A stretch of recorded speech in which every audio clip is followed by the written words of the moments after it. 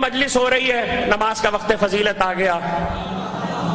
دیکھیے نماز کا وقت، جملے پہلے میری جملے سنیے. دیکھیے نماز کا وقت فضیلت ہے، یہ مجلس کو روک دیجئے. یہ پریکٹیکلی یہ ہوا. مجلس کو روک دیجئے، پہلے نماز پڑھیے. پہلی بات تو یہ سمجھ لیجئے کہ نماز کا وقت فضیلت آیا ہے، نماز قضا نہیں ہو رہی ہے. نماز کا وقت وسیع باقی ہے. فقہ جعفری کے مطابق نماز کا وقت وسیع باقی ہے. دوسرا مسئلہ، ایک بات مجھے اور پوچھنی ہے.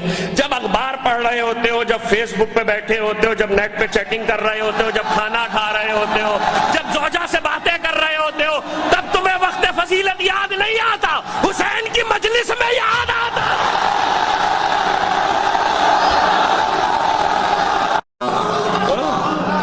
جب دنیا کا ہر کام کر رہے ہوتے ہو تب وقت فضیلت یاد نہیں آتا. امام حسین کی مجلس میں وقت فضیلت یاد آتا. اس کا مطلب یہ ہے کہ تم دین کے دوست نہیں، عزاداری کے دشمن ہو.